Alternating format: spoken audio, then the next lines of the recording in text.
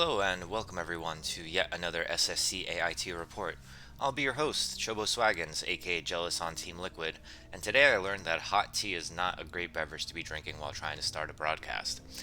Today we'll also be again continuing our coverage of this year's SSCAIT elimination bracket. First, here's the top half of the bracket, in case you missed it last time, or if you want to know where your favorite AI stand.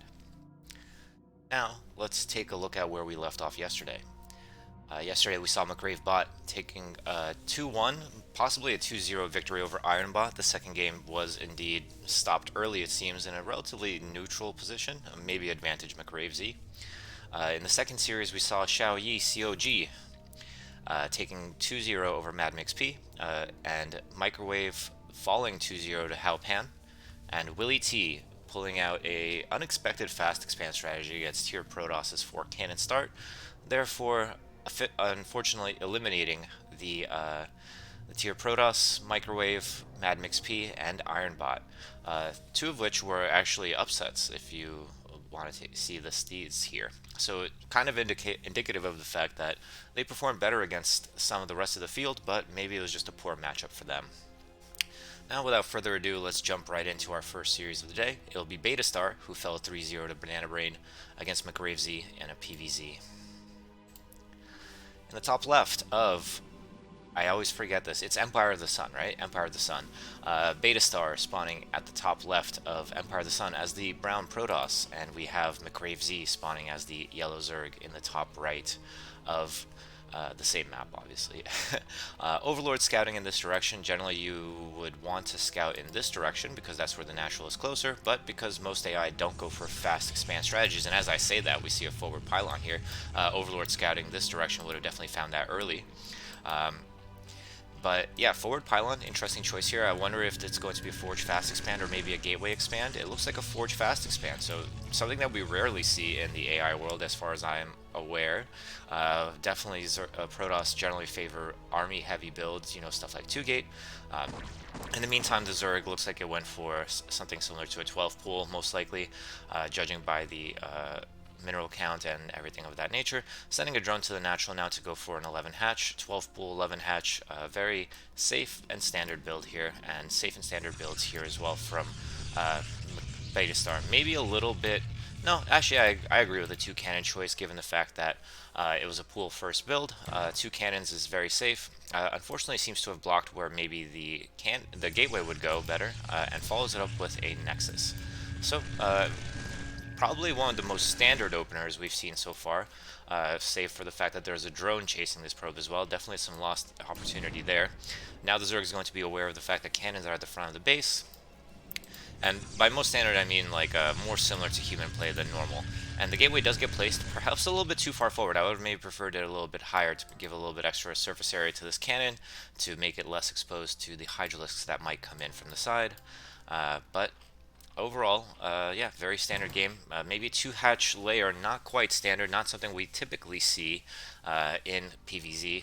Sometimes this can be followed up with something like Lurker Contain, but in this case I'm fairly confident that mcgravesey is going to actually go for Mutalisks.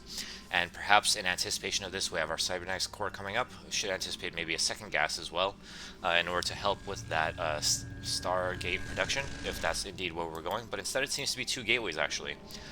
Which is an interesting choice. Floating 500 minerals as well. Now, Dragoons. Okay. Dragoons are not the best answer to Mutalisks. They do not that much damage to them, and they also have a lot less mobility. They leave much much to be desired in the way of pathing. However, needing some anti-air options as fast as possible, it seems to be the best choice for Beta Star here.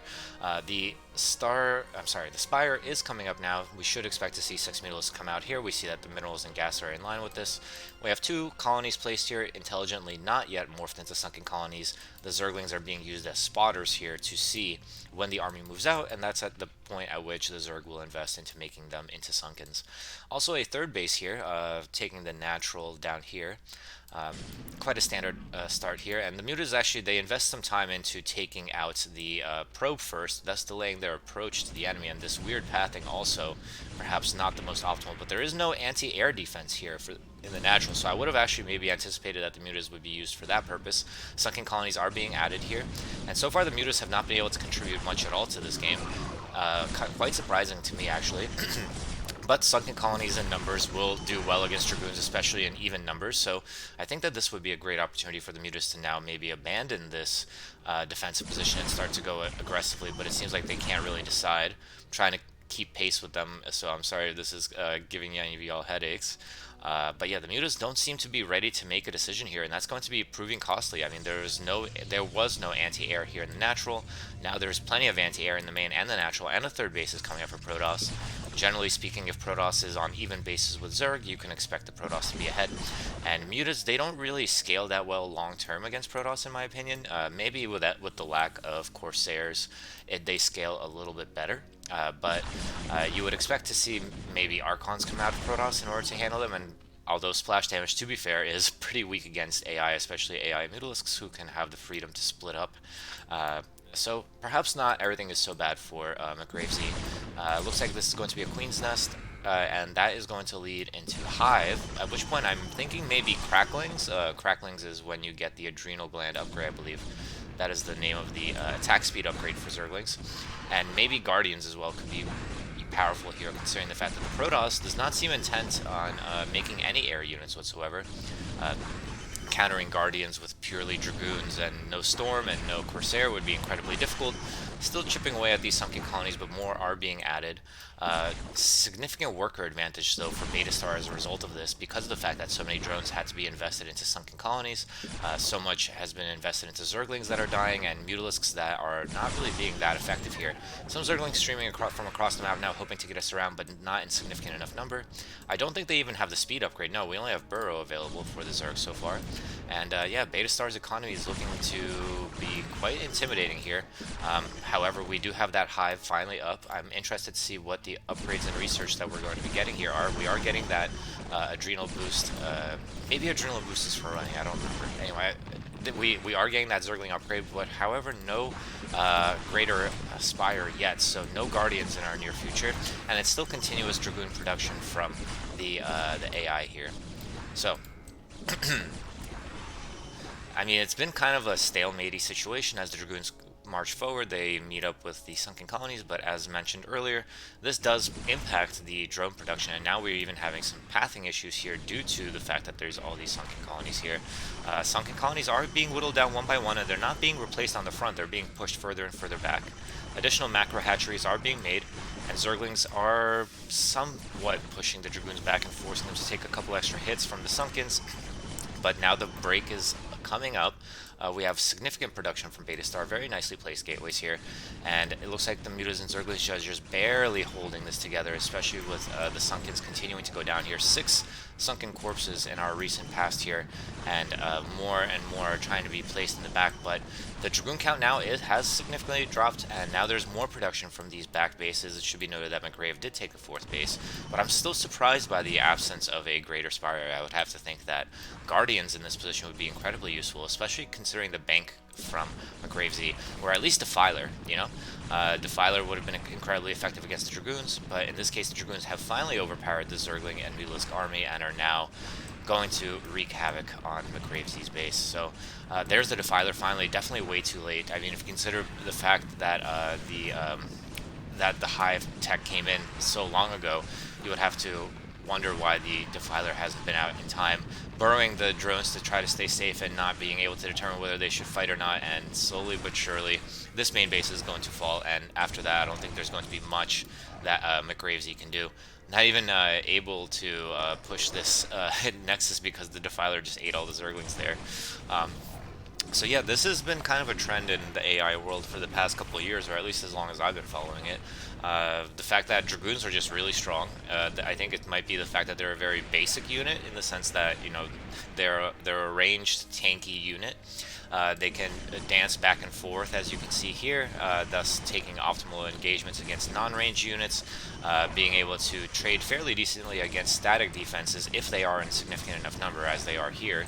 And yeah, it seems that even what you might consider to be a unit that in human hands isn't that great against Zerg, in many situations, here is proving incredibly powerful. And yeah, that's going to be the end of mcgravesey for the first game. Next game, we have again Empire of the Sun with Beta Star spawning at the bottom right as the yellow Protoss, and mcgravesey spawning as the purple Zerg at the top right. Seems that the Overlord scouting pattern is the same, regardless of maybe regardless of the map, but in this case the Overlord will spot the Protoss opponent first, but I do anticipate that this game will probably go a similar way. We do have a pylon placed. It would be interesting to see if there's any deviations in builds. I shouldn't be so pessimistic when I say the game should go the similar way. It's just that I kind of assume that because it's the same map, same two opponents, that this might be the case. But in this case, it looks like it was actually overpool. Maybe it was overpool last time and I misjudged it. That might be the case indeed. But cross scout from Beta Star not finding the opponent there, so therefore probably aware that there is greater chance for aggressive Zergling timings. Has banked up 250 minerals though, so maybe saving up for Nexus before confirming what the enemy is doing. Is going to spot that hatchery most likely, and is now going to be inside the main base. I wonder if it counted the larva there. That would be a crucial decision, and actually only one pair of Zerglings, two pairs of Zerglings now. Finally, the cannons get added by Beta Star, and now the Nexus is going to come up as well. I like the fact that it waited, but maybe could have pressed the gun a little bit earlier after not scouting cross and finding the enemy there. But on the other hand, it might make sense to wait and see if there is going to be a 12 hatch as well. Anyway, Zerglings are finally out now, and the cannons are up. The Zerglings are not going to be effective against those two cannons at the defensive side. We do have a gas coming up, and finally, the gateway is pressed up against the cannon, I believe, and that's going to be better for defensive positioning. I also have to comment on the positioning of the cannons themselves. It seems like they're not optimally using the surface area here, which kind of opens the gate for potential Hydra pressure if the enemy were to go that route. But instead, we have mcgravesey, again opting for the fast layer, and likely going to go into Mutalisks. Hopefully this time though, it will find a greater reward for going for Mutalisks here. If you recall, they did not engage against the exposed mineral line here, and they kind of danced around on the way there. If they flew straight into the base, like they might do here in the main, quite possible that they could achieve some damage and maybe take out the first few cannons, and then this game will be completely different. We are indeed seeing the Spire here. We're seeing the second gas coming up as well. And I guess that's also the explanation for why we don't see a second gas from Beta Star. Generally, when you go for Stargate and Sayers, you add that second gas so you can get +1 attack on your ground army and +1 attack for the air army, and produce Sayers, which actually produce as fast as Zealots. But Sayers are also quite expensive. They cost 125 minerals, 100 gas. That's why you need the two geysers to be capped in order to continue production of both Corsair, Zealots, and to get the relevant upgrades, and to eventually tech into Templar most likely. However, in this case, again, we are going to see massive gateways, Dragoons. We do have cannons up now in the main base along the flight path of the Mutalisks. No cannons yet on the south side of the enemy, and the Zerglings are aware of the positioning of the enemy. Here come the Mutas. The Dragoons are moving at it around the same time as last time, and that seemed to confuse the Mutas this time, but this time they seem to be much more committed. Nope, still kind of deciding where to go here. Not quite making a decision. The Dragoons are all similarly forced back into a somewhat defensive position, so already this game is a little bit different from the last one, at least because the Mutalisks are keeping the Dragoons somewhat occupied here. However, it doesn't seem that all Dragoons are doing that. If you look at the minimap, you can keep tabs on how the Dragoons are deciding to engage with these Mutalisks, or at least acknowledge the presence thereof. Should be noted also that mcgravesey again has the third base. Dragoons still have not engaged against the sunken colonies, and I'm not 100% sure if that's better or worse for the Zerg, but I'm not happy about the fact that the Zerg is completely ignoring this Nexus, but now the Dragoons are going to jump in. Maybe the Mutalisks need to be pulled back now in order to defend against this. 4 sunken colonies is not going to be enough here, and even with these Zerglings out front, they don't seem to be engaging. They seem to be like threatening, but then pulling back and then not engaging. I would have definitely been a little bit more aggressive here, but also the Dragoons are obviously kiting very well as well, and I don't believe we have Zergling speed, do we? No, still no Zergling speed. Zergling speed is a crucial upgrade for moments like these, so you can get a surround on the Dragoons. Another tactic that humans do is they might hide some Zerglings over here, and then when the Dragoons come in to fight against the Sunkens, they surround from behind, then the Mutas come in, clean up. and that could have been an effective way to deal with this. But as of right now, it seems that actually the way that the early game has gone has definitely benefited Beta Star more than mcgravesey, despite the fact that there was some initial hesitancy. Maybe Beta Star was able to build up more Dragoons and thus not hemorrhage as many in the initial bust. And unfortunately for mcgravesey, it seems like this will be an early exit from the tournament proper, as the Dragoons pummel away at the early hive and the Mutalisks. The Mutalisks not even engaging. And yeah, it looks like this is going to be curtains for mcgravesey in this tournament. I think we don't really need to keep going and watching this disaster, because, you know, 61 workers to 5, 1 base, just making Zerglings, not replacing tech, a 4th base coming up for Beta Star, and yeah, I think I'm going to call it there. So, unfortunately for mcgravesey, Beta Star, the favorite to win that matchup, is going to be continuing in the tournament. And next up, we'll have Steamhammer versus Xiao Yi. So, spawning in the top right of Andromeda, okay, Andromeda is the orange Zerg Steamhammer, and in the bottom left, very long rush distance by the way, is Xiao Yi, COG 2019, Xiao Yi for short. Now, this map, one particular feature that some of you may not be familiar with is the fact that there is a high ground mineral base above the ramp. Only 5 patches, but it can prove useful. It's also an opportunity for AI to sometimes harass up here. Even Dragoons can shoot up and shoot into the worker count here. Siege tanks are particularly effective for this. There's also a very well protected natural here, but there's also this kind of droppable area here where dropships can drop siege tanks and drop army and be very, very dangerous. You can also drop Zerglings here as well. Protected by 2 neutral buildings which have quite a lot of HP. It takes a while to take them down. But essentially, you can think of this as a somewhat safe macro map, and on top of that, there are also island bases as well, where if you have programmed the logic in order to remove these blocking minerals which prevent you from placing a nexus, hatchery, or command center, you can get a fairly safe base up here, especially if your opponent doesn't have that logic themselves.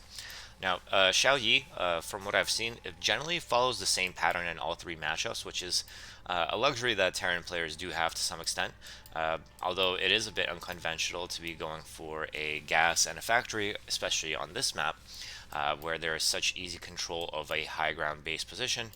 In the meantime, though, Steamhammer looks like is going for a Hydra all-in, but the fact I wonder if this is going to finally be a lurker build off 1 base. Hydras against Marines and factory units generally don't work out too well, but maybe the surprise factor will. However, I'm now starting to understand the benefit of this aggressive marine play that Xiao Yi tends to go for. First of all, it might slow down the enemy army. Second of all, it gives you information about what the enemy is doing. In this case, you will see a Hydralisk incredibly early, and that should prompt you to think, hey, maybe we should build some defense against these Hydras. Starting with a bunker here, losing all these Marines might be troublesome if you don't have the Marines there. SCV is being pulled to defend, but even 1 Marine in a bunker might be able to scare away the Hydralisks, although AI should be able to also determine the fact that, wait, go get in the bunker. What are you doing? They're so close. Finally, one gets inside the bunker. Maybe it's because old Marines are not tasked to go inside the bunker, but yeah, there's a way to tell how many Marines are in a bunker if you notice how there's little peppering bullets hitting the Hydralisks. The amount of them and their density can inform you as to how many Marines are actually inside the bunker. And now with the bunker open with 2 SCVs here and some growing vulture count, we can kind of say that this build has been stalled out from Steamhammer, but Steamhammer continues to build Hydralisks. It seems like it's a Hydra all-in or bust for them. Not seeing any Lurker Tech. Lurker Tech would actually be kind of effective here, I think, especially if a run-by were to happen, but unfortunately not the case here. And this bunker, unlike in other maps where we have seen the bunker being placed on the high ground and being able to defend only 1 base, this bunker actually defends 3 bases, which is going back to my original point about how this is a more macro-oriented map. Now, continuing Hydra production is Steamhammer, but now probably sending a drone to take that natural now that they have banked up enough minerals. And Hydra count seems to be dwindling due to the fact that a couple of them were lost to the bunker. We do have 7 against 3 vultures, but here's the unit that makes the Hydra feel really, really bad. It is the siege tank. Especially in siege mode, the Hydras will not be able to do much against it. So let's see how this progresses. Siege mode is now up, and the natural hatchery is coming up for Steamhammer. Interesting choice to go for Sunkens in the main. Probably scared of vulture run-bys, but in that case I would have probably opted to put them maybe here and here or something like that so that it covers more of the main base.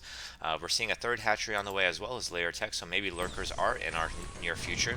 However, also should be noted that, ooh, okay, Xiao Yi went for 2 factories this time instead of an early starport as I'm used to seeing. +1 attack, so this does show some adaptation, I think, based on the way the game is going.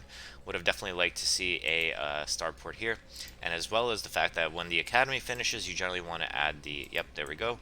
As soon as that happens, we are going to add these comsat scanners, and the mines are going to do a great job of blocking off any potential run-by attempts as well from lurkers. So, definitely advantage to Xiao Yi. If you look at the worker count, 40 to 15, not a place you want to be as Zerg, especially after going for all-in Hydras. But the game does continue. I'm wondering if Xiao Yi is going to be able to snowball this. Still no starport, as I said. That's kind of interesting. We generally see fast Muta from, I'm sorry, no, fast Wraith, sorry, from Xiao Yi, but that might be just for the TVP matchup, which is doubly weird, right? But we're seeing a very similar army composition to previous games where you have Marine Medics, Vultures, Goliaths, and Siege Tanks with Siege Mode. And they're going straight for the natural of Xiao Yi, and with only a handful of Hydras and just some sunken colonies, I don't see this hold being viable.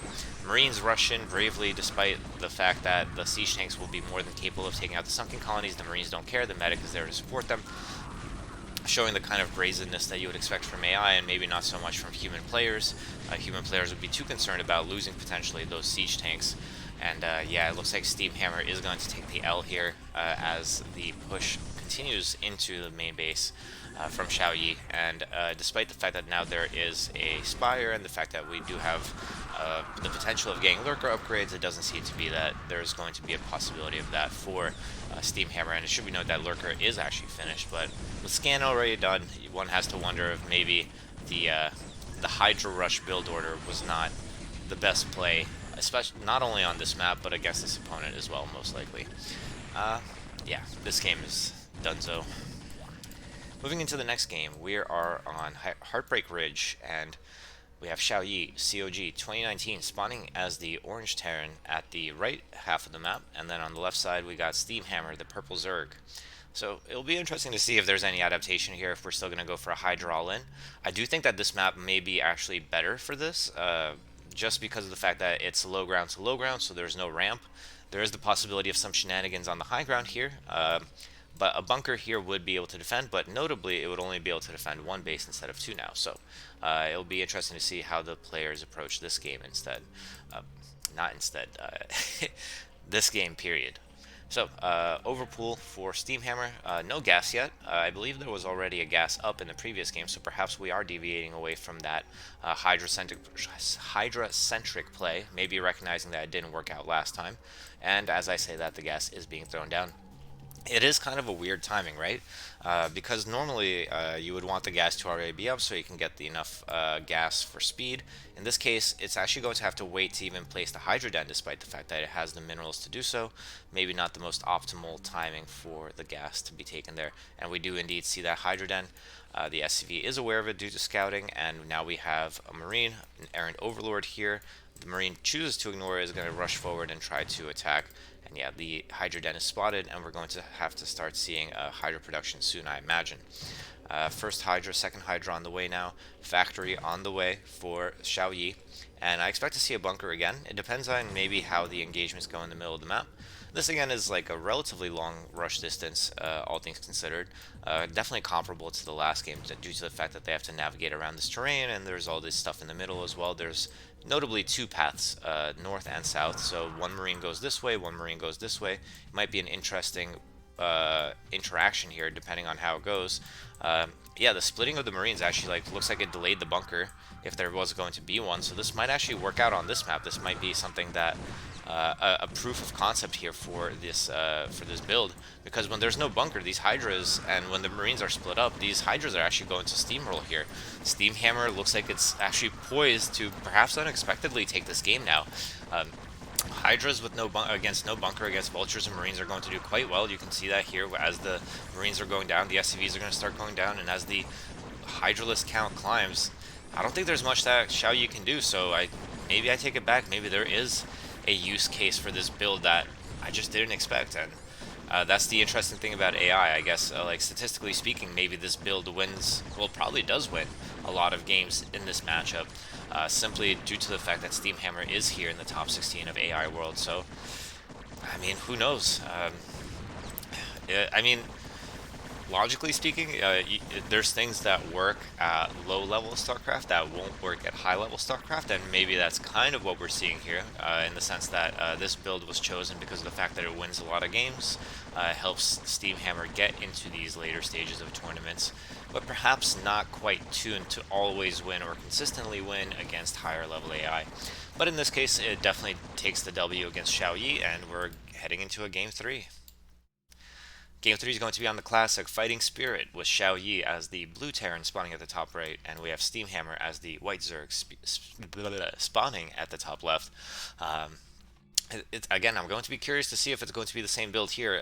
There is now a ramp on this map, so definitely Xiao Yi has better defensive capabilities here. There is also only one real direct path to your enemy. I mean, arguably you could go this way, but you rarely do. So therefore, there's not a chance for those Marines to be out of position this time. So I'm going to say that I think it's likely that Xiao Yi is going to have an easier time defending than it did in the previous game. Perhaps not as easy as it did on Andromeda. Barracks and an interesting place back there. Should be noted also that placing your depot here makes your SCV spawn closer to the minerals in these positions, so a slight eco boost to Xiao Yi. Going for that gas as kind of expected, and similar story for Steamhammer, going for the gas, likely going for the Hydra Den yet again. And this time, nope, still a little bit off on the eco balance required to place down that Hydra Den. Just a little bit. And actually we're adding some, oh, maybe not, maybe I misjudged it a little bit because of the Zerglings, but yeah, we're going to start seeing Hydras coming out here soon, I'm quite sure. It's actually the same exact building placement as previously as well. First Marine is going to start making its way across the map. Now Drone is going to scout the enemy as well. And this first Marine is now going to be aware that I was going in the wrong direction. There was actually a second scouting SCV as well, so I like the coverage there. It is useful, especially in builds like these, which are aggressive one-base builds from Zerg, although this is one that you will... This is definitely like a 1999 era build from the Zerg. This is something you don't commonly see, or basically ever see in competitive StarCraft nowadays. But, I mean, it wins games, so can you really argue with it? Anyway, yeah, the Marines are now going to be teamed up here, as opposed to last game where they were experiencing some splitting issues. So 4 Marines here. Well, okay, three Marines and a Vulture might be able to delay this long enough for a bunker, but no, again, the bunker is kind of late, and we did see issues with how the bunker, yeah, the Marines are not even attacking. They kind of misbehave when they are caught in this situation, and now SCVs and Vulture have to come to defend. There's no new Marines. First new Marine's not going to go into the bunker. You need to go in that bunker if you're going to survive here. A lot of SCVs down. No, the Marine's going to fight straight up. Needs to go inside that bunker. Needs to go inside that bunker. Both of these, oh my god, this is probably the closest. Finally, we got Marines inside the bunker. Now the hold is on.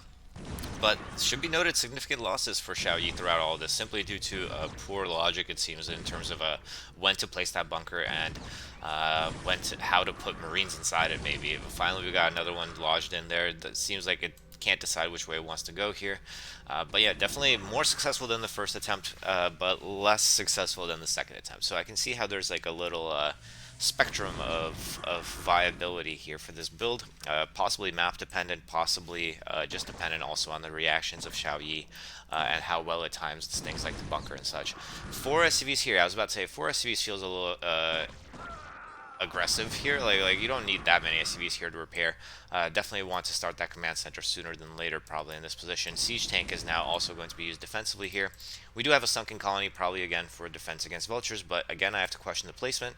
Not going to cover the mineral line or even most of the mineral line, and this second sunken as well is not going to be achieving much here as well.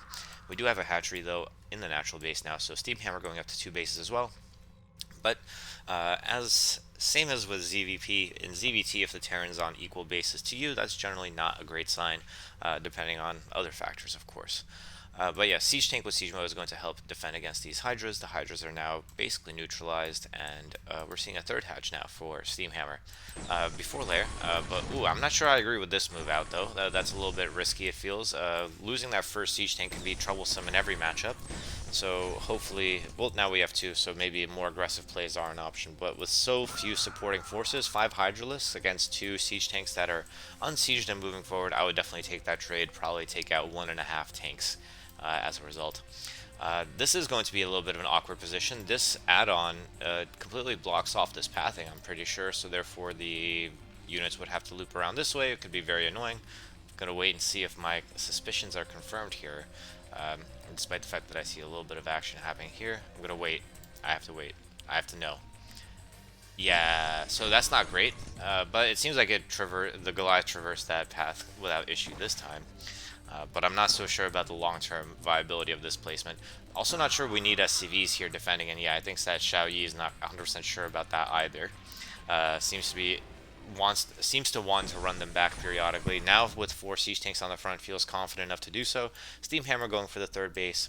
And this is the closest game that we've seen so far between these two. More hatcheries being thrown down. Still not on layer tech, so it looks like it's just pure hatcheries and hydralisks maybe. Which I guess can work against low army count mech. But now that we have 4 factories pumping, +1 on the way, I'm guessing. Actually, it's +1. No, +1. Wait, what is it? What is going on? I guess what? I'm confused. It has to be +1 armor, doesn't it? But yeah, anyway, pushes coming in. Sunkens are at the front, and it seems like Steamhammer fell into the classic trap of I over macroed, or I over invested in eco, in this case drones and hatcheries, and now I am dead to someone who actually made army.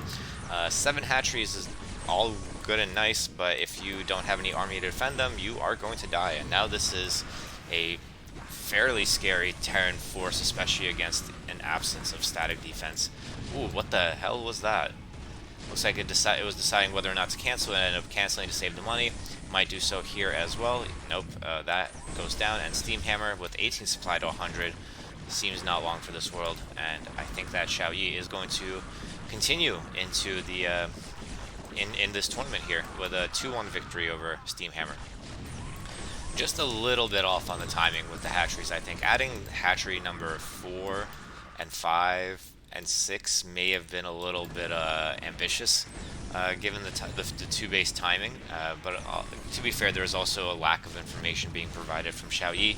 Although, at least in my experience, Xiao Yi seems to do the same thing almost every game. So you would kind of hope that you would be aware of the general timings. Maybe there are some finesse situations or nuances that I'm not aware of, but it seemed like a pretty much the same thing as it has done throughout this tournament. So down to 6 supply with 4 workers is Steamhammer. I think we can call it there. That is going to be the end of Steamhammer's journey in the SSCAIT with a 1-2 loss to Xiao Yi. Moving on, we have Stardust, 4th seed in this tournament against Hal Pan, the 7th seed. The biggest matchup in the lower bracket, yeah, comparing to the top where we have Krasio, Purple Wave, Monster, Banana Brain, 1 through 5. Stardust is the highest rated player to find themselves in the losers bracket here. But just to be clear, also I want to note that Beta Star and Xiao Yi, COG, are going to be facing off in tomorrow's broadcast, which will be broadcast by Nightcat on February 25th at 20 CET. I made this mistake yesterday when scheduling the video. It's not 18 CET, it's 20 CET. CET, of course, being Central European time. So that's going to be the first matchup of tomorrow, most likely. And for now, we'll find out who are going to be the other 2 that are going to face off here. Stardust and Dragon seeming to be the favorites here. So moving into Stardust versus Hal Pan. Excuse me. I'm going to drink some of that hot tea to refresh my throat situation.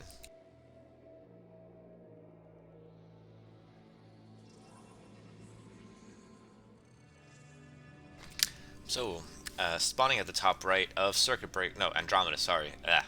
Andromeda, again, is Stardust, the red Protoss, the winner from 2 years ago, I believe.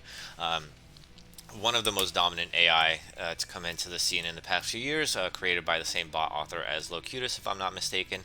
And Hal Pan going for a very early scout yet again. Last time I assumed that this would be for a BBS, and BBS could be viable against someone who's rushing to Dragoons, but in this case it seems like, yep, actually, it might be just a forward barracks, but with a second SCV on the way, I'm almost certain that it's going to be a BBS, and BBS could work very well against Stardust. Stardust seems to be saving up. Nope, okay, we do have that gateway now.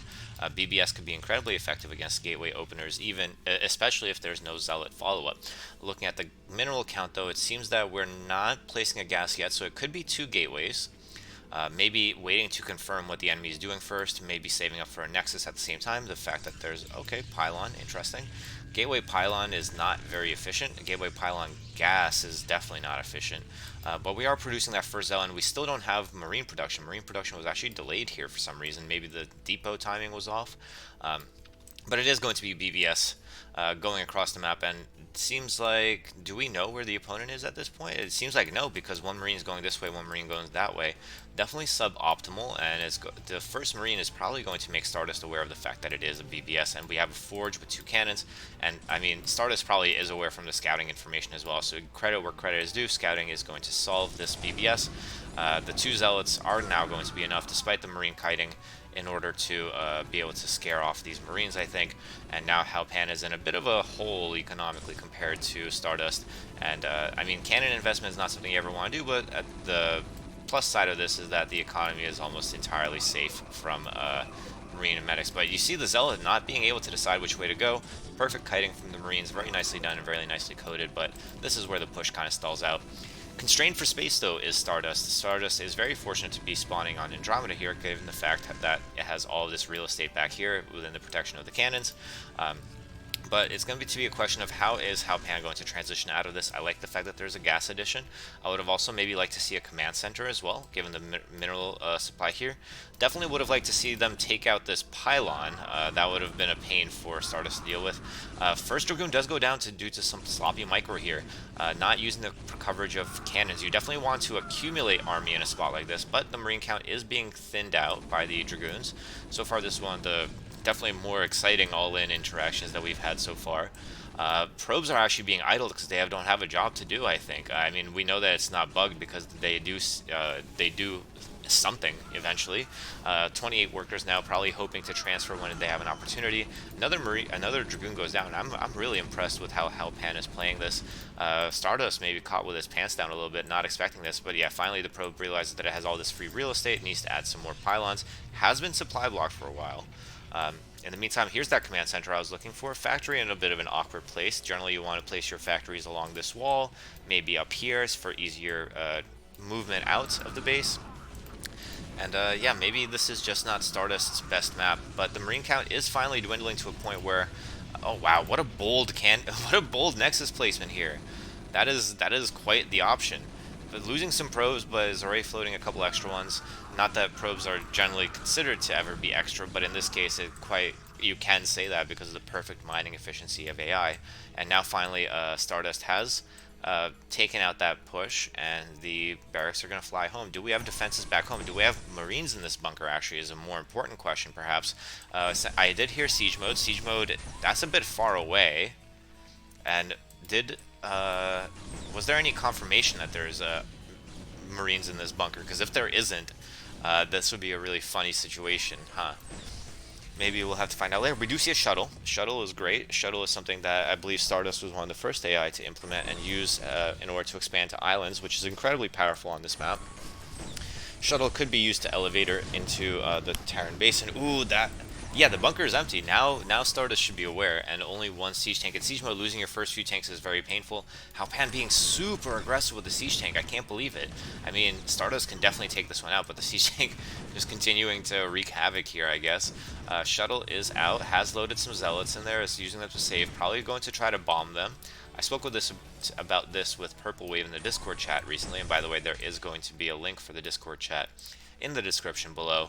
How Zealot bombing in PvT is incredibly powerful and can be used in conjunction with Reaver play in order to really pressure an opponent. Of course, the AI world is not exactly the human world, and those mines did a lot of damage there. But yeah, the general concept is that you can drop a Zealot directly on a siege tank. The siege tank, of course, has a minimum range, so it can't attack it. Meanwhile, other siege tanks are firing on that Zealot and dealing immense amounts of splash damage to your own tanks, and that is an effective way of dealing with Terran mech using a shuttle. Reavers, of course, are great for zoning, but no Reavers in this game, and we're flowing pretty well into a somewhat standard mid-game. I mean, we have 3 bases for Terran, we have 3 bases for Protoss, Gateway Army against Factory Army, but there just doesn't seem to be much army accumulation from Hal Pan because of how aggressive it is with with its siege tanks here. The shuttle does go down as well as the zealots that were inside. There was finally marines in that bunker. Good decision there from, and we're actually going into bio. Interesting choice here. So bio does work well against ground armies in terms of timing and in terms of relative size. So there was a pretty famous build called the Deep Six, which is when you make 2 factories, 6 barracks, and you hit a timing before Protoss generally has the options to deal with it. They don't have the splash damage in the form of Storm or Reavers, they don't have Arbiters or advanced tech yet, and they might be getting a bit greedy as well. But, and that, okay, this is, I'm so glad I looked here. So Hal Pan has 4 barracks, but has the production capacity of 2 because they're playing musical chairs here. However, despite this, I mean, yeah, the Marine army is not anything to write home about, but the siege tank count is finally starting to climb, and pure siege tanks, when intelligently managed, should be able to fight this force, but I don't think it's a great fight to take if there's speed lots here. And we see the Zealot bombing here.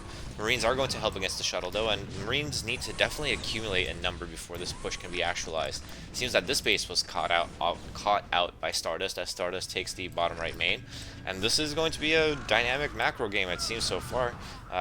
Really unfortunate that Hal Pan is not producing from all the barracks. Looks like that situation was handled by the placement. Oh, never mind, they're both back here again. Oh, nope, still can't decide which way to go.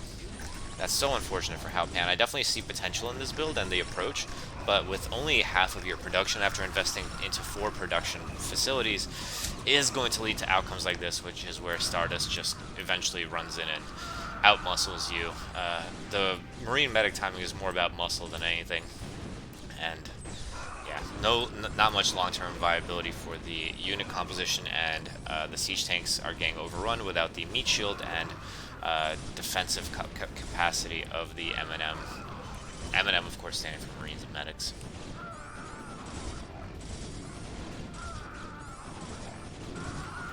Will the barracks ever truly separate, though? Nope, we're still there's still 2 barracks buddies here. Can you imagine, like, the operator of these barracks? Like, I don't know if it's an AI in the lore or if there's just a dude piloting it, like, and then these 2 dudes are just, like, trolling each other. It's like, hey, I'm gonna land here. No, I'm gonna land here. And they just keep frustrating that little, the AI woman who has, like, a floating head or whatever. And look, this one is just hounding this other barracks. They're like, no, my spot, no, my spot. Like, they're literally tied together. I'm really curious as to what the logic is here. Maybe Hal Pan expected to lose one of these barracks and they're both assigned to do the same quote-unquote task. I don't know. But either way, we have an Arbiter now out for Stardust, and yeah, it's looking like curtains for Hal Pan here in Game 1. Moving on to Game 2, we have, ooh, interesting, Taucross, a map that, one of the fan favorites. A lot of AI authors are not very pleased with it. It's definitely a dated map. I believe it first came out in like 2007, maybe even earlier. But anyway, we have Hal Pan spawning at the top right as the brown Terran, and we have Stardust spawning as the green Zerg at the 5 o'clock base, this being the 1 o'clock base. So yeah, some key features of Taucross. It's a 3-player map instead of a 2-player map or a 4-player map, so there are some unique considerations here. Some of them are the fact that the bases are not perfectly symmetrical.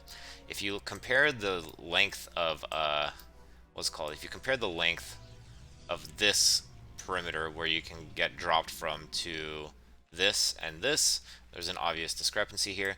There's also odd-sized bridges that are not symmetrical in the middle, and we're again going for BBS, by the way. And there's also an absolute lack of a ramp here. Somewhat awkward walling positions here as well. And there's also a high ground ledge that you can attack the natural from. So definitely a bit different, a departure from the more standard maps like Fighting Spirit and Circuit Breakers, which, although to be fair, those came out afterwards. But yeah, BBS seems to be the play of choice for Hal Pan. Seems to be the best build that they can think to do. And again, Stardust has sniffed it out and has added 2 cannons inside the main base. Pylon in the back, and again, it's a situation where there's a lot of real estate in this main base. These main bases are freaking enormous, right? So definitely not going to be in want of space, despite the pressure from the Marines. But look, the Zealots don't even try to micro. They're like, nah, We can't win this. Might as well not waste the APM on it. And Hal Pan is going to march forward. The fact that there's a forward gas is actually kind of important here, and there's a forward gateway as well. This gateway could go down. It depends on when... Wait, we don't even have a Dragoon coming out. We don't have any army coming out. This BBS is going to do some fatal damage, possibly. This gas can go down. I would definitely not overreach, but taking the gas out would be useful as well. Limit the long-term potential of the Dragoons. Let's see. Do we have... we don't have range upgrade yet, and we don't have the gas work because Stardust is scared. I think Stardust just got cornered, just got checkmated, because the only production that it has is probes. There's no gateways here. Is there a gateway? Oh, there is a gateway in the back, but why is it not producing from it? Did it just come up? No, maybe the supply block is responsible here. We have 24 out of 25. We're gonna need to add some more stuff here. Here's another pylon. And how is the follow-up from Hal Pan? Hal Pan is back on gas, chasing a probe with 2 SCVs. I would really love to see this gas taken out, though, to be honest. Yeah, just like that. Pepper it a little bit. Preventing probes from running out would be important too, to prevent that Nexus from coming up. It's also causing a constant hemorrhage for Stardust, who, even though, as we can see, actually, this does not look like perfect efficient mining to me. I think that whatever this BBS did to Stardust, like, broke it. Look at this. These probes should definitely be mining. There's only 19 workers now. There's no mineral efficiency, and I'm starting to feel kind of bad for Stardust. 4 gateways on half of an eco, and Marines that can dance around your Zealots, and you have no gas. I feel like this might be a W for Hal Pan. Could be an upset. Now, I'm curious to see if this is a bug that, like, maybe there was an issue with running the tournament or something, but it doesn't really feel that way. I mean, there's still new units being issued, new commands and stuff. Maybe it's just confused by the fact that it doesn't have its first gateway anymore, and, like, this somehow threw off the rest of the logic. Or the fact that these probes, there were some probes that needed to be doing gas. Ooh, okay. The Zealots are making a one-time hanbang, as it's called, one-time attack in Korean. Trying to micro down these Marines. Oh no, siege mode is not what you wanted there. And ooh, the Zealots run past. The Zealots could actually wreak some havoc, but nope, we have a bunker here, and this one does get loaded up. We also have a siege tank here. That was not the decision you wanted to do there. Questionable. We do have a siege mode here, though, so yeah, Hal Pan, I think, is going to take this game, provided it can defend it. It looks like it did. Zealots are trying to run back now to help defend against this in the main base, but the Vulture is chasing them down. The Zealots are going to be very weak by the time they get there. The siege tank on sieges and re-siege is questionable, and yeah, I mean, I think this is game. I think this is Hal Pan taking a game off of one of the titans of the scene. It's going to be interesting to see what happens in Game 3 here, but I think it's almost time to call it here. 4 army against 22, 9 workers against 43. I think Hal Pan's done it on 2 bases, factories, barracks. Barracks are actually landing this time. 3rd base is starting up. Yeah, this is a wrap. So yeah, we have a series on our hands, ladies and gentlemen. It's going to be Game 3 Stardust versus Hal Pan. Game 3 is going to be on Icarus. Quite a departure from the previous map. As you can see, the mains are quite small, relatively speaking. There is radial symmetry here. It's a 4-player map. The rush distances can be quite short, despite the fact that there is these, weird loop around naturals. There are some bridges that facilitate movement between the bases. Looks like we're going to be starting with maybe a cross scout from Hal Pan. No, it's a BBS, of course. How could I doubt the BBS after that last game? And Stardust, unfortunately, is going to scout in the wrong direction. Now, BBS, obviously the downside is you don't know where your opponent is, so your attack might be delayed. But the opponent, if scouting in the incorrect direction, or rather the direction which you're not in, will take forever to determine the fact that you're going for a BBS. So there might not be that Forge and Cannon reaction from Stardust here. I'm going to be curious to see how that plays out. Again, the barracks is complete, but no marine production. I'm kind of puzzled by this. Maybe just didn't have the minerals. Adding SCV, yeah, I'm not sure I agree with this decision about the timing. You definitely need that marine production as fast as possible.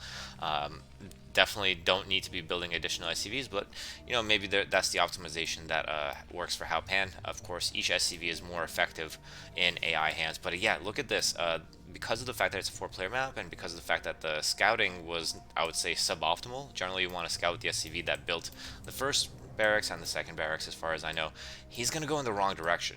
And Hal Pan has added the Forge, but after the Cybernetics core here. So interesting situation where both AI have failed to you know, because of the features of the 4-player map, their strategies have been thrown off by this. Micro against the Zealots yet again. We're familiar with this. The Zealots last time they just kind of gave up. This time they did try to fight a little bit, but they have not gotten a single attack in, I think.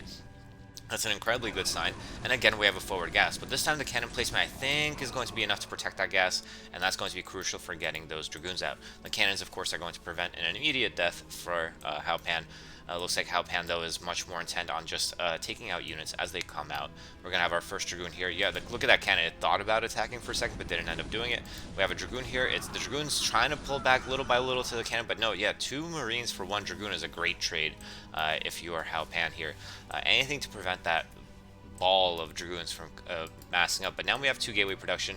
We're again seeing issues with the probes here, so I'm starting to think that maybe like, is this a consistent thing for Stardust? I'm not sure. Maybe the BBS is contributing to it somewhat. The Marines running back down the ramp, I'm not sure I agree with. You want to have them as many of them as possible attacking at once, but 2 more Dragoons go down, and this is going swimmingly for Hal Pan, all things considered. The fact that it's a BBS against a strong opponent, but here comes the Nexus. We saw this in Game 1. This bold Nexus placed while the BBS is still active. And now the barracks should lift and fly back home. Do we have a factory up? Yes, we do. We're going to have siege mode starting soon, I imagine. And we have a robotics facility coming up for Hal Pan. Very nicely done. But the barracks are still pumping here, actually. And the bunker light might be late here. Is this going to be a throw from Hal Pan? It definitely feels like it. This bunker is not protected. Oh no, Hal Pan was so close in that after winning that second game to taking down one of the favorites of the scene. But now, okay, siege tank, siege mode on the high ground could work, using SCVs to block the ramp, but there's going to be massive losses here. A lot of SCVs go down, 21 workers to 32. Now the command center is not finished, the siege tank doesn't know what to do with itself, siege mode is not done yet, and this is looking really bad for Hal Pan. Yeah, this siege mode is going to get 1 shot off, but now, okay, it takes out a probe. But yeah, this command center is in grave danger now. It's falling into the red HP. Might have to be canceled here. Is there going to be a cancel? Yes, indeed, we did get a cancel. We saw the minerals go up here quite rapidly. You only get back, I believe, either 70% or 66% of the value of your building. I always forget. But now with a shuttle, now there's going to be elevators and zealot bombs. And yeah, I have to feel bad for Hal Pan here. I think just slightly overcommitted to the BBS. Definitely needed that bunker up earlier. And the barracks to be floating back home earlier as well to start that production. Are we going to start seeing the dancing barracks? Nope, not this time. This time the barracks know exactly where to go, and yeah, we're going to start pumping Marines and try to come back into this game. I mean, siege tanks on the high ground are always going to be good against Dragoons on the low ground, but with a shuttle present, again, don't forget, that is dangerous. SCVs going down in numbers, Dragoons getting caught out as they approach this place, so we should eventually be able to push back down, but the question is, what position will Stardust be in when that happens? We're already starting our 3rd base here. We have a Citadel of a Dune, we have going up to 5 gateways now, and still we have a bunch of idle probes. So I don't know what happened with Stardust code here. I'm not sure, actually. It's an interesting quirk that we're seeing here. The 56 workers, like normally you would assume that they are pretty efficient. The 56 workers are pretty efficient, but in this case, quite clearly they are not. Shuttle still kind of probing around, seeing if it can do any damage. But the siege tanks are again being a little aggressive for my tastes, and still no second base for Hal Pan after losing that natural. Looks like he was thinking about taking one here because it's like, oh well, I lost my natural, so the 3rd base will be a better place for it. But it's kind of getting dire considering the fact that Stardust is now moving up to 4 bases. And again, ooh, Zealot Bomb's going to take out those siege tanks, and yeah, after you lose that many siege tanks, after losing your natural, after losing that so many SCVs, and being down 5 times the supply, I think that unfortunately Hal Pan is going to exit the tournament here. Stardust, perhaps as expected, moving forward in this tournament, but not without a hitch and not without taking some L's along the way. So yeah, well played, Hal Pan. Good luck to Stardust in tomorrow's broadcast.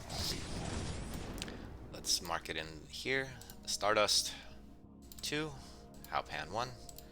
Very nicely done.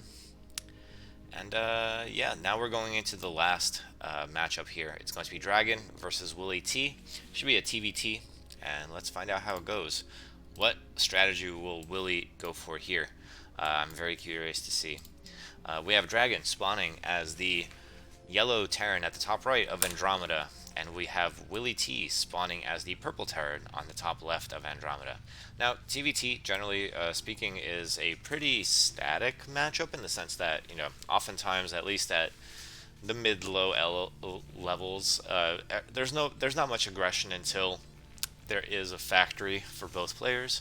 Sometimes you might see something like a forward barracks, build a marine, and then float the barracks to the enemy to use it for scouting. Economy is generally the name of the game in TVT. You want to get gas faster, you want to get those upgrades faster. Of course, the crucial +2 attack upgrade on mech allows your siege tanks in siege mode to two-shot enemy siege tanks as opposed to 3 shots. It's kind of the breaking point for that upgrade. So the faster you can get there, the better.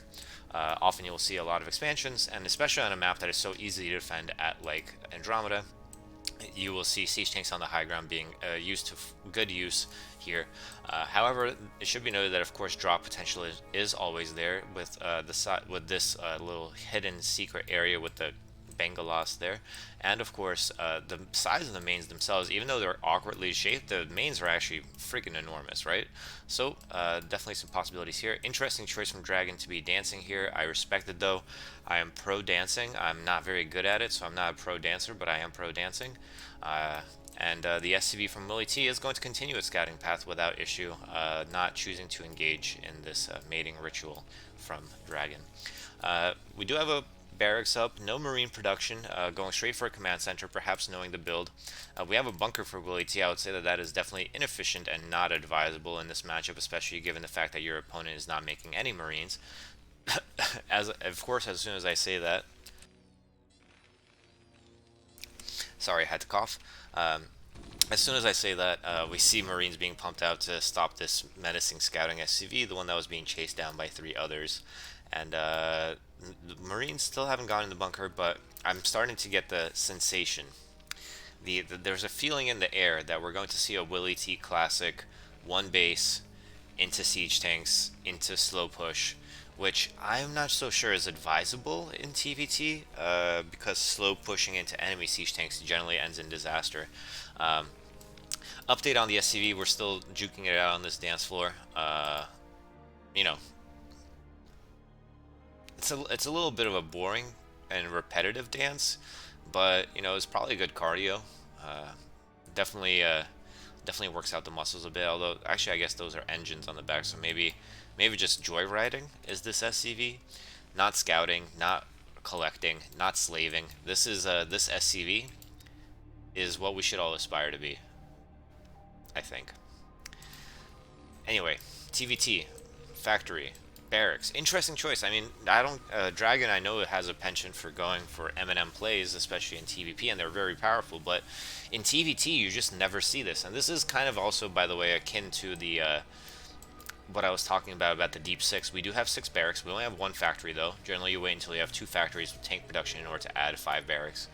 But I guess maybe with the number of targets that are there, it could be useful. You could just outflood your opponent. But again, we're not seeing any production here, and this pesky SCV is still scouting. And interestingly enough, I mean, Dragon's not saturated and is floating a ton of money. Is this a bugged game? I mean, we'll see when we see this SCV come out. I mean, I don't think this is a bugged game. It's just behaving really weirdly, right? But what makes me excited about this is that it opens the situation. Wait, why is this supply blocked? Oh, something happened and Dragon supply blocked on 20 and it's just adding. Oh my god, this is devastating. Okay, now, so I guess this comes down to the question, what will Willy T do in this position? Will Willy T take advantage of this position? Okay, so new buildings are doing stuff, right? We see that. We see that new buildings are doing stuff. That means that it can't be. Oh, and yeah, new SCV got mine and went straight to mine. Yeah, so it's not a bugged replay. It's just Dragon being bugged. And yeah, Willy T, as expected, going for that massive siege tank army, and I think is going to start slow pushing there. But Dragon got supply blocked at 20 out of 20. A very weird situation to happen in tournament. I'm sure that games like these happen, but it's weird to see it in like back-to-back replays where AI are messing up with fundamentals, like, you know, using workers to mine minerals, or building depots in order to not be supply blocked at 20 out of 20. It's something that you don't often see in games, but maybe it's maybe just a statistical anomaly, like that 1 out of 1,000 defective light bulb coming out the factory, but we got 2 of them in a row. Yeah, we're getting marine medic upgrades. Yeah, it's just super weird, and I wonder. I'm really curious when Willy T is going to quote unquote recognize this and actually start pushing the enemy. But I think Willy T very much plays StarCraft kind of like a single player game. And I mean, look at this though. This is awesome. We see dropship play and taking the island base from Willy T. That's very nice. Even dropping an additional SCV to produce some anti-air. And we do have Marines from Dragon, but it's only a handful of them because it's 12 army and 8 workers. And I feel like Willy T should be able to win with this force, but maybe that's kind of what I meant by Willy T plays. It's like a 1v1. It's like he just makes the most impenetrable defense, or it makes the most impenetrable defense against no matter what the opponent is doing. It doesn't matter what the opponent is doing. I'm going to be doing this thing. And yeah, it seems to be working out so far. I mean, the worker count for Dragon is going down. I'm not sure how that's... Oh, there's been drops going on. And now Dragon's on 1 worker. Uh-oh. Uh-oh. I can't believe I missed those drops, so I'm sorry for that, guys. But pure Marine production in order to make up for lost workers seems like a kind of a fault in logic here, I think. And the 1 worker's on gas now. Oh no, there's 2 workers, there's 4 workers now. Okay. Still no supply depots though, and I have to suspect that this might be the beginning of the end for Dragon here, and a surprising turnaround, at least for me. I've lost many games to Dragon, just absolutely got dominated. I wish that against me, once in a while, Dragon would forget to build supply depots. That would be nice, but no, unfortunately no cigar here. Units are being made, but with a 20 supply cap, there's only so much you can do, even with the banked up money. The fact that Willy T had like 1,700 minerals despite having like 10 workers is evidence of what happens when Willy T, why Willy T plays this like a single player game. But now that we're up to like a critical mass of 183 supply, it seems it's time to go end the opponent. And that's exactly what's happening here. So I think we can give the first W to Willy T quite confidently here. And now it's time to check out what happens in Game 2. Game 2 is going to be on Python with Willy T spawning as the red Terran at the 3 o'clock position, and Dragon spawning as the yellow Terran at the 7 o'clock position, or 6, 7, whatever. Yeah, that was wild. I mean, like, I didn't expect Dragon to bug out like that, and I mean, maybe the dancing SCV was like the SCV of Doom. Maybe that SCV had an important job, but it couldn't do it because it was standing on an unbuildable dance floor in the middle of the map. I don't know. It was a really weird situation, right? But let's see how this game goes. Maybe we'll see something a little bit more standard. Maybe Dragon will go back to its monstrous ways. And yeah, let's see how the build goes. Cross Scout from Willy T to start things off. Later Scout from Dragon. It's actually gas first from Dragon. That's an interesting choice. And I'm pretty sure, yeah, I think it is gas first, right? I don't think normally you gas finishes that much faster than your barracks, does it? I'm almost tempted to rewind. I just want to double check real quick. Just real quick. No, it was racks first. Okay, interesting. Alright, my StarCraft knowledge is failing me. It's been a while since I've opened with a Terran build order. No gas yet from Willy T. Willy T going for a command center. Okay, this is different. This is, alright, we saw Willy T do command center first. And actually here, Dragon taking some SCVs off gas, probably planning on going for a faster command center of their own. After seeing the one from Willy T, I like this decision. You don't really need army if you're not going to contest that expansion, so you don't need gas because all you can just make a vulture maybe to try to see if you can poke something down. But with a bunker present here, I'm not too worried about it, and we'll see how Willy T fares in TVT with the fast expand build here. Going for an academy as Dragon. It's very early. I wouldn't get an academy that early if I wasn't going for marine upgrades, I guess, because in this matchup you kind of know that your opponents can't have any cloaked units anytime soon, and you're not going to be surprised by anything that they're doing because they don't have enough the money yet. I think you can delay the academy until after the command center. But better safe than sorry, I guess, is Dragon's motto. Dragon did break that faded barrier of 20 out of 20 supply in this game, so hopefully we'll proceed without a hitch here. Academy has led to a comsat station. Siege tank is on the way out, and now we should be seeing siege mode soon, I'm presuming. And what is Willy T's option? Willy T also going for tank and most likely siege mode. Do we have the research in? Yep, both players are researching it. Willy T actually faster to it, despite the fact that it went for a command center first build. Maybe giving credence to what I said earlier about how maybe the academy was a bit early. Anyway, both players going to be macroing up nicely here. We saw another quick dancing SCV, this time holding a gas. Yep, oh, okay, okay. And yeah, let's see how it goes. We have a starport now. We do know that Dragon is capable of producing dropships, but it looks like it might be producing wraiths here. And so far, no anti-air options from Willy T. Actually gotten supply blocked and adding another factory, adding another supply depot finally, and needs more supply depots as well to continue production. I like the armory choice. It's going to allow Goliath production, which in turn will help defend against the Wraiths. Now we're getting the Comsat Station add-on, and we're going into another starport. Interesting choice here, and another barracks. So it's going to be Bios Wraith, something that you will almost never see in standard TVT. Willy T going for a fast third base, maybe a kind of a sneaky third base. It's not one you would typically see in TVT, I think, but it could pay off. And there's actually a fourth base from Willy T. Willy T going for all the marbles here. This push, unfortunately, is going to stall out here, and the Comsat maybe was there to verify the positioning of the tanks. In this case, Comsat will increase the range of the siege tanks, actually, because vision increases the attack range of siege tanks. So, Dragon should get the first hit on any units that move into range, and we're starting the beginnings of what could be a contain here. Willy T does fortunately use this lip over here, so it's going to be hard.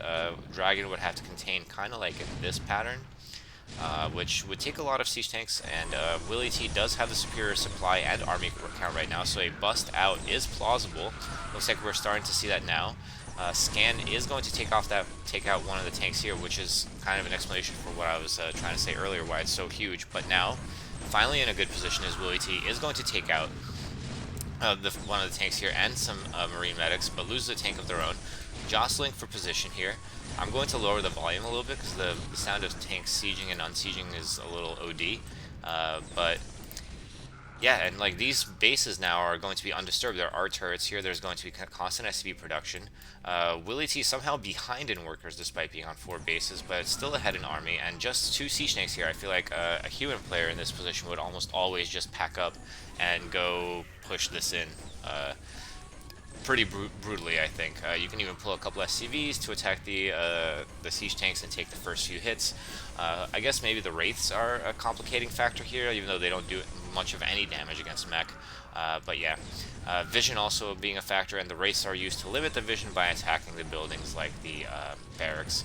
And it seems like Willy T just can't seem to get the right position or the right idea in terms of how to handle this. Now with 4 siege tanks here and actually 5 siege tanks here, we are getting to a bit more dire straits. Willy T does still have the army lead, but not by much. And I'm wondering what Willy T's next decision is. It seems like Willy T is content to just fall back here. But, ooh, that was a massive trade for Willy T here, actually.